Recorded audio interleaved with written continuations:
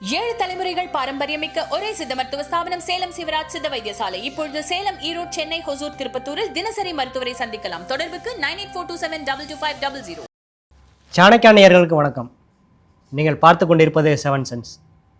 மேற்கேதாட்டு விவகாரத்தில் புதிய நடுவர் மன்றம் அமைப்பது, திருப்பரங்குன்ற விவகாரத்தில் தாவேக அரசின் நிலைப்பாடு போன்றவை புதிய விவாதத்தை எழுப்பியுள்ளன. அதே நேரத்தில் இன்றைய சட்டமன்ற நிகழ்வுகளை பார்க்கும்போது அதிமுகவில் அடுத்து என்ன நடக்கப் போகிறது என்ற கேள்வியும் எழுந்திருக்கிறது. இது குறித்து விளக்குவதற்கு நமது மூத்த உதவி ஆசிரியர் அருண் அவர்கள் நம்மிடம் எழுந்துள்ளார். வணக்கம் அருண். வணக்கம். மேற்கேதாட்டில் புதிய நடுவர் மன்றம் அமைப்பது எந்தவித பாதிப்பையும் ஏற்படுத்தாது என்று, அதாவது ஏற்கனவே இருக்கிற காவிரி மேலாண்மை ஆணையமானது கர்நாடக அரசுக்கு ஆதரவாக செயல்படுகிறது இந்த ஆதவர்ஜுன் அவர்கள் குற்றம் சாட்டியுள்ளார். இந்த புதிய நடுவர் மன்றம் அமைப்பது மூலமாக அது எந்தவித பாதிப்பையும் ஏற்படுத்தாது என்று அமைச்சர் ஆனந்த் அவர்களும் கூறியிருக்கிறார். என்ன கணக்கு இதில்? இது யாருக்குமே புரியல இந்த கணக்கில். இது முதல்ல இது வந்து ஐடென்டிஃபை பண்ணது திரு இபிஎஸ், அதுக்கப்புறம் வந்து திரு அன்புமணி உள்ளிட்டவர்கள்லாம் சொல்கிறாங்க. ஏற்கனவே எக்ஸிஸ்டிங் மெக்கானிசத்தில் நம்ம வந்து மேற்கேதாத்துக்கு இது பண்ணுமே தவிர புதுசாக இன்னொன்று அமைங்க அப்படின்னு சொல்லிட்டா லிட்டரலி இப்போ நம்மளோட அட்டம்ப்டையே கொலாப்ஸ் பண்ணுறதுக்கான விஷயம் அப்படின்னு இவங்கெல்லாம் ஒரு தங்களது அச்சத்தை இதுவரைக்கும் இருக்கிற தீர்ப்புகள் எல்லாமே முதல்ல இருந்து திரும்ப வரணும். ஆமா, வாங்குற மாதிரி ஆயிரும், எல்லாம் இது பண்ற மாதிரி ஆயிரும். அண்ட் மேற்கேதாட்டு இந்த காவிரி மேலாண்மை ஆணையம் இருக்குல்ல, இந்த வாரியம் அமைக்கப்பட்டது பிறகே பார்த்தோம், ஆணையம் அமைக்கப்பட்ட பிறகே பார்த்தோம்னா நமக்கு தண்ணி கரெக்டா வந்துட்டு இருக்கு. ஆக்சுவலி இது அமைக்கும் போது எல்லாரும் என்ன சொன்னாங்கன்னா தண்ணி அளவு குறைஞ்சிருச்சு, இது பண்ணிருச்சு. அது சுப்ரீம் கோர்ட் ஆர்டர் அடிப்படையில தண்ணீர் ஒதுக்கீடு என்பது இது எத்தனை டிஎம்சி அப்படின்றது எந்தெந்த மாநிலத்துக்கு, தமிழ்நாட்டுக்கு எவ்வளோ, கேரளாக்கு எவ்வளோ, புதுச்சேரிக்கு எவ்வளோ, கர்நாடகாவுக்கு எவ்வளோ அப்படின்னு பிரிச்சிருக்காங்க. இந்த 4 மாநிலங்கள் தான் காவிரியை அனுபவிக்கக்கூடியவை. நேரடியாக நம்மளும் பாண்டிச்சேரியும் கேரளா வந்து மறைமுகமாக அது பாசனம் வழியா இதுவும் அதுன்னு பார்க்குறோம். அப்படி இருக்க இந்த 4 மாநிலங்களும் எப்படி இது பண்ணுன்றது சொல்லியிருந்தாங்க. அந்த மெக்கானிசம் முதல்ல பயப்பட்டாலும் இப்போது வந்து பெர்ஃபெக்டா இருக்கு. எல்லாருமே தண்ணி சரியா வருது, எக்ஸ்ட்ராவே நமக்கு தமிழ்நாட்டுக்கு வருது அப்படின்னு சொல்றாங்க. இந்த இதுலதான் மேகதாட்டுல அந்த பக்கம் அவங்க அணை கட்டணும் அப்படின்னு சிவகுமார் ரொம்ப முயற்சி பண்றாரு. இந்த இதுல அதற்கு எதிராக ஒரு தீர்மானம் கொண்டுறது ரொம்ப லாஜிக்கலான விஷயம். இது வந்து மத்திய அரசு எப்படி ஏத்துக்க போறது கிடையாது. மத்திய அரசு will buy time, status quo அப்படியே மெயின்டைன் பண்ணுவாங்க. ஒண்ணுமே பண்ண மேகதாட்டு கொண்டு வர மாட்டாங்க. அவங்களுக்கு கொண்டு வந்தா காங்கிரஸுக்கு தான் லாபம் போகுன்றதுனால கர்நாடகாலையும் அவங்க வந்து மத்திய அரசு வந்து தமிழ்நாட்டில் ஓகே வந்தால் தான் பண்ண முடியும்னு மத்திய அரசும் இது பண்ணிடும். ஸோ பொலிட்டிக்கலாவோ இல்லை கவர்னன்ஸாக நீங்கள் வந்து எந்த அரசியல் இல்லாமல் நாட்டுக்காக நல்லது அப்படின்னு யோசிச்சாலும் எப்படி பார்த்தாலும் மேகதாத்து இப்போதைக்கு வரதுக்கு வாய்ப்பே இல்லை. ஸோ கர்நாடகா அவங்க பாலிடிக்ஸ் பண்ணிருக்காங்க, தமிழ்நாடு இந்த பாலிடிக்ஸ் பண்ணணும். மத்திய அரசுக்கு ரெண்டுத்தையும் கண்டுக்காது. அவங்க பாட்டுக்கு ஸ்டேட்டஸ்க்கு விட்டுருவாங்க, டேம் கட்ட விட மாட்டாங்க, பர்மிஷன் கொடுக்க மாட்டாங்க அப்படின்றது தான் விஷயம். இதில் புதிய இது பண்ணுன்றது இப்போ நமக்கு இருக்கிற ஒரு லோக்கல் ஸ்டாண்ட் இருக்குல்ல, அந்த இதே லோக்கலுக்கு அதுவே வந்து டோட்டலா லோக்கல் ஸ்டாண்ட் வந்து உங்களுக்கு இது பண்ற மாதிரி இருக்கு, அது டிஸ்டர்ப் பண்ற மாதிரி இருக்கு. இப்போ ஒரு ஃப்ளோ, ஒரு மெக்கானிசம் எல்லாம் வந்து ஒரு ப்ராப்ளமேட்டிக் இல்லாம நம்மளுக்கு சாதகமா நம்ம வந்து அவங்களுக்கு அனுமதிக்க கூடாதுன்னு சொல்ல கர்நாடகா வந்து இட்ஸ் ஓவர் ஃபேவரிங் தமிழ்நாடு தண்ணியை நிறைய வேஸ்ட் பண்ணுது, கடல்ல இத்தனை நீர் கலக்குது, வேஸ்டா போகுது தண்ணி, தமிழ்நாட்டுக்கு இவ்வளவு தண்ணி தேவையில்லை, பெங்களூர் தண்ணியில தவிக்குது தண்ணி இல்லாம அப்படின்னு அவங்க வந்து ஒரு டிஃபென்சிவா போற இடத்துல நமக்கு ஒரு அட்வான்டேஜான இடமா இந்த இடம் இருக்கு. இப்போ புதுசா அமைப்பதன் மூலம் மொத்தத்தையும் இழப்பதற்கான வாய்ப்பு அபாயம் இருக்கு. மேபி அது இழக்காமலும் போயிடலாம், சேஃபாவே நம்ம ரைட் ஆன் பண்ணிடலாம், இல்லாம இல்லை, அதுக்கான விஷயமே இல்லாம இல்லை. ஏன்னா இவங்க சட்ட நிபுணர்களுடன் பேசிட்டு தான் பண்ணணும்னு திரு ஆதவர்ஜுனா சொல்றாரு. அதன் மூலம் வந்து இதுக்கான ப்ராப்ளம் இல்லைன்னு தெரியுது. இருந்தாலும் அப்படி ஒரு ஸ்கோப் வந்துடும் அப்படின்னு திரு இபிஎஸ், திரு அன்புமணி உள்ளிட்டவர்லாம் சொல்றாங்க. இது லாஜிக்கலான விஷயம் தான். அப்படி ஒரு வேலை பண்ணணும்னாலும் இந்த தீர்மானம் என்ன ஆகுன்ற ஒரு பாயிண்ட் ஒரு பக்கம் வந்து நிற்குது. டோட்டலா இது வந்து புதுசா எல்லாத்தையும் மொத்தத்தையும் ஆட்டத்தை கலைச்சு பண்ணணுமா அப்படின்ற பாயிண்டிங் வந்து நிற்குது.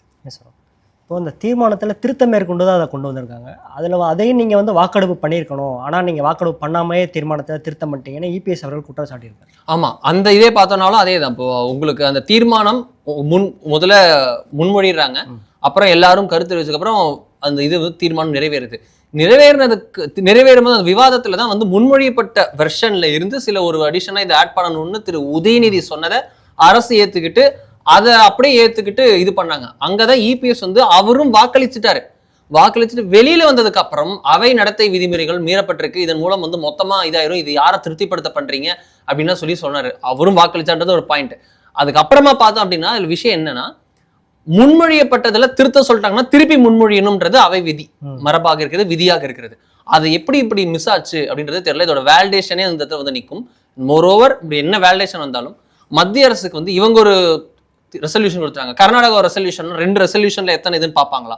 அப்படிலாம் கிடையாது. எல்லா ரெசல்யூஷனும் பார்லிமெண்ட்டுக்கு போய் நிற்கும் போது, ஐ மீன் கவர்மெண்ட் சென்ட்ரல் கேபினட் செக்ரட்டரியேட்டுக்கு போய் நிற்கும் போது அது அவங்க வந்து அவங்க வந்து இதெல்லாம் வந்து நல்லிஃபை ஆயிரும். லிட்டரலி கவர்மெண்ட் வந்து அந்த இடத்துல இது ஒன்றுத்தி சென்ட்ரல் கவர்மெண்ட்டை இது ஒன்றும் பண்ணாது. இது எல்லாமே இவங்களுடைய பொசிஷனிங், தமிழ்நாடு கவர்மெண்ட்டுடைய குரல் என்ன அப்படின்னு பதிய வைப்பதற்கான ஒரு முயற்சி. இந்த முயற்சியில் அவங்க பண்ணியிருக்காங்க. ஸோ இது இந்த இடத்துல என்ன அப்படின்றது மத்திய அரசு ஸ்டேட்டஸ்கோ மெயின்டைன் பண்ண போகுது.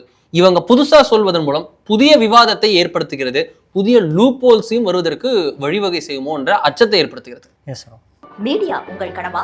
100% இன்டர்ன்ஷிப் அண்ட் பிளேஸ்மெண்ட் அசிஸ்டன்ஸ் உடன் பாண்டி ஸ்கூல் ஆஃப் ஜேர்னலிசமின் ஷார்ட் டர்ம் கோர்ஸில் உடனே சேர கால் 7338242422. அதே நேரத்தில் இன்று திருப்பரங்குன்ற விவகாரத்தில், அதாவது ஏற்கனவே ஒரு 3 வீக்ஸ் பிஃபோரே உயர்நீதிமன்ற மதுரை அமர்வு வந்து இப்போது புதுசாக வந்திருக்கிற அரசோட திருப்பரங்குன்ற விவகாரத்தில் நிலைப்பாடு என்ன, ஜூன் 22 அதாவது இன்று பதிலளிக்கணும்னு சொல்லிட்டு ஆர்டர் போட்டிருந்தாங்க. இன்று அந்த கேஸ் வந்து இன்றைக்கி விவாதத்துக்கு வந்தபோது உச்சநீதிமன்றத்தில் இந்த விவகாரம் வந்து மேல்முறையீடு செஞ்சிருக்கோம்னு சொல்லிட்டு தாவேக அரசு தரப்பில் தெரிவிக்கப்பட்டிருக்கிறது.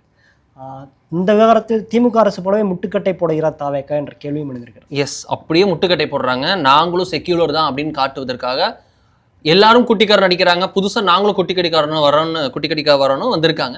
அதில் தாவேக்காவும் இருக்கிறது அப்படின்றத பார்க்கிறோம். திருப்பரங்குன்றம் விஷயத்தில் வந்து என்ன தப்பு எனக்கு புரியல, அது யாருக்குமே புரியல. அது இந்த விஷயத்துல தீபம் இதுல வந்து ஏதாவது ஒருத்தர் வந்து பெருசா சொன்னாங்கன்னா பரவாயில்ல. ஒரே ஒரு நாள் கார்த்திகை தீபத்தன்று அந்த தீபத்தூண்ல தீபம் ஏத்துறது, அது 100 ஆண்டுகளுக்கு முன்பு இருந்த பல 100 ஆண்டுகளாக இருந்த 100 ஆண்டுகளுக்கு முன்பு பல 100 ஆண்டுகளாக இருந்த வழக்கம். அந்த வழக்கத்துல என்ன ப்ராப்ளம்னு சொல்ல முடியல. அது சமணம், அது வந்து வெறும் எல்லை கல்லு, என்னெல்லாமோ கொச்சைப்படுத்துறதுக்கான வார்த்தைகளை பயன்படுத்தினாங்க முன்பு திமுக ஆட்சியில. இப்போ அதே வார்த்தைகள் இல்ல, அந்த இடத்துல வந்து கண்டெம்ட் ஆஃப் கோர்ட்ல இருந்து டிஎம்கே எல்லா விஷயத்தையும் எக்ஸ்ட்ரீமியும் பண்ணிட்டாங்க. பார்லிமெண்ட்ல பிரதமர் பேசுறாரு, இங்க வந்து திருப்பரங்குன்றம் மதுரைக்கு வந்து பிரதமர் பேசினாருன்றத பார்த்தோம். உங்களுக்கு ஒரு உயிர் போயிருக்கு, பூர்ணச்சந்திரன் அப்படின்ற ஒரு ஒரு இளைஞருடைய உயிர் போயிருக்கு அப்படின்றத பாக்குறோம். இத்தனை நடந்ததுக்கு அப்புறமும் இவங்க நீட்டில இருந்து எத்தனை உயிரிழப்புக்கும் ஒவ்வொரு உயிரிழப்புக்கும் ஒரு குரல் எழுப்புறாங்கல்ல. இங்க திருப்பரங்குன்றத்துல ஒரு உயிரிழப்பு நடந்திருக்கிறது, ஒரு தற்கொலை நடந்திருக்கிறது, ஒரு உயிர் தியாகம் நடந்திருக்கு. அதுக்கு ஏன் புரிஞ்சுக்க மாட்டாங்க? சரி, அந்த உயிரிழப்பை நீங்க பார்க்க மாட்டீங்க, உங்களுக்கு ஒரு நம்பர்னா பத்த மாட்டீங்க அப்படின்னா இந்த இடத்துல குரல் என்னவா இருக்கு யோசிங்க. குரலை விடுங்க. அந்த இடத்துல டோட்டலா ஒரு மாரல் என்ன சொல்லுது, அந்த டோட்டலா அந்த விஷயத்துல என்ன இருக்குன்றத போய் பார்த்தா தெரியும். இதுல என்ன தப்பு இருக்குன்னு மட்டும் சொல்லிட்டு யாருக்கு அஃபெண்ட் ஆகுது? இஸ்லாமியர்களுக்கு எதிரானதா? கிடையாது. அங்க உங்களுக்கு தர்கால நடக்க வேண்டிய விஷயங்கள் ஏதாவது தடைப்படுகிறதா? நடக்கிறது. அதே மலையில தான் இது இருக்கு, தர்காவும் இருக்கு. அந்த இடத்துல ப்ராசஸ் ஏதாவது தடைப்படுகிறதா? இல்ல. திரு ராம ரவிக்குமார் எத்தனை இடத்துல பேசியிருக்காரு. அது இருக்கட்டும்ங்க, என்னங்க பிரச்சனை, அவங்க பாட்டுக்கு இருக்கட்டும், நாங்க பாட்டு இருக்கோம், we are already coexisting அப்படின்னு சொல்றாரு. நாங்க ஏற்கனவே ஒன்றாதான் இருக்கோம். ஒரு நாள் தீபம் ஏத்துறது அப்படின்றது இஸ்லாமியர்களுக்கு பிரச்சனை இல்ல, திமுகவுக்கு தான் பிரச்சனை அப்படின்னு திரு ராம ரவிக்குமார் சொல்லியிருக்காரு. ஏன்னா பல இஸ்லாமியர்கள் அவரிடம் தனியா, இவர் தான் மனுதாரரே, ஸோ இவரிடம் தனியா வந்து பலர் சொல்லியிருக்காங்க. ஸோ அப்ப அவரே சொன்னது நம்ம பேட்டியில, நம்ம சாணக்கியில நான் எடுத்த அந்த பேட்டியில அதுல அவர் சொல்லியிருந்தார். ஸோ நம்ம பேட்டியில கூட சொல்லியிருக்கும் போது ஏகப்பட்ட இடத்துல அவர் பதிவு வச்சிருக்காருன்றப்போ இதுல என்ன ப்ராப்ளம்? இது பொலிட்டிக்கல் பொசிஷனிங். நாங்க செக்யூலர் தான், we are secular fabric, so இப்படிதான் இருப்போம் அப்படின்னு அந்த பொலிட்டிக்கல் பொசிஷனிங் தங்களை ஒரு அரசியல்ல எந்த இடத்துல தங்களை நிறுவ நினைக்கிறார்களோ, எந்த சாயம் தங்களுக்கு விழ வேண்டும் என நினைக்கிறார்களோ, யாரெல்லாம் தங்களை எதிர்த்தால் தங்களுக்கு நல்லது, தங்களுடைய அரசியலுக்கு இது நல்லதுன்னு நினைக்கிறார்களோ, அதற்காக ஒரு அரசியல் முடிவு இந்த இடத்துல எடுத்திருக்காங்க தான் பார்க்கணும். திருப்பரங்குன்றம் எம்எல்ஏவாக இருக்கக்கூடிய அமைச்சர் நிர்மல்குமார் அவர்கள் 2 வாரத்துக்கு முன்னாடி ஒரு பேட்டியிலே சொல்லியிருந்தாரு, 2 ஆண்டுகளுக்கு என்ன நடைமுறை இருந்ததோ அதுவே தொடரும் அப்படின்னு. 2 ஆண்டு, 10 ஆண்டு, இதெல்லாம் 100 ஆண்டுன்னே சொல்லிட்டோம். 100 ஆண்டுக்கு முன்பு 100 ஆண்டுக்கு முன்பு என்ன இருந்தது? ஸோ உங்க history, every history starts from பெரியாரா, EV Ramasamy Nayakkar Periyar அப்படின்ற அவருடைய ஹிஸ்டரியிலிருந்து தான் உங்களுடைய தமிழ்நாட்டை இதே ஆகுமா? நீங்க கீழடி பேசுறோம், கீழடி எப்போ? 100 வருஷமா? 2 வருஷம் பண்பாடா, 10 வருஷம் பண்பாடா, 100 வருஷம் பண்பாடா? எவ்வளவு வருஷம்? அங்க சிவன் சிலை வரும், ஆதிச்சநல்லூர் இருக்கு, எத்தனை இருக்கு, எவ்வளவு கனெக்ட் வந்து நிக்குது உங்களுக்கு, இது எல்லாமே வரும். அப்ப எல்லாமே அந்த 100 வருஷத்துக்குள்ளதான் கணக்கு எடுப்போமா எப்படின்னு தெரியல. அதான் சொல்றேன், பொலிட்டிக்கல் பொசிஷனிங் ஒன்று முடிவு எடுத்துட்டாங்க. இதுதான் லைனு, இந்த லைனுக்காக என்னெல்லாம் பேசணுமோ பேசுங்கன்னு முடிவு எடுத்துட்டாங்க. அவங்களோட நிலைப்பாடு இது. ஏன் இந்த நிலைப்பாடுனா தங்களை இப்படி ஒரு பொலிட்டிக்கல் பொசிஷனிங் பண்ணிக்கணும்னு ஒரு முடிவு எடுத்திருக்காங்க. அந்த இதற்காக இந்த நிலைப்பாடு, இந்த நிலைப்பாடுக்காக என்னெல்லாம் சொல்ல முடியும்? குரோக்ல ஏஐல போட்டா கூட வந்துட போகுது. ஆதரவாக பேசுவது, இந்த பாயிண்ட்ருக்கு ஆதரவாக பேசுவதற்கு ஒரு 4 பாயிண்ட்களை பட்டியலிடவும் அப்படின்னு போட்டா 4 பாயிண்ட் வரும். இதெல்லாம் சொல்லு அப்படின்னு ஏஐ சொல்லும். அந்த 4 பாயிண்ட்ல ஒரு 10 பாயிண்ட் இன்னும் சேர்த்து இணையத்தில் என்னால எழுதுறாங்களோ எல்லாத்தையும் சேர்த்து சொல்ல வேண்டியதுன்னு சொல்றாங்க. இந்த இதுல நம்ம யோசிக்க வேண்டியது இதுதான். என்ன ஒரே ஒரு ப்ராப்ளம், யாராவது ஒரே ஒரு இஸ்லாமியருக்கு ப்ராப்ளம், ஒரே ஒரு இஸ்லாமிய சமூகத்துக்கு ப்ராப்ளம், கோஷம் எழுப்பக்கூடாது, ஒரே ஒருத்தரை போய் தீபம் ஏத்திட்டு வர விடுங்க அப்படின்னு கிட்டத்தட்ட பஞ்சபாண்டவர்கள் 5 கிராமத்தை கொடுங்கன்னு கேட்டாங்க தெரியுமா? அது போல ஒரே ஒருத்தர் போய் தீபம் ஏத்திட்டு வரட்டுங்க அப்படின்னு சொன்னாங்க. அதுக்கு கூட அனுமதிக்க மாட்டேன்னு திமுக சொன்னது. இப்போ தாவேக சொல்கிறது. திமுக வழியில் தாவேக. Yes sir.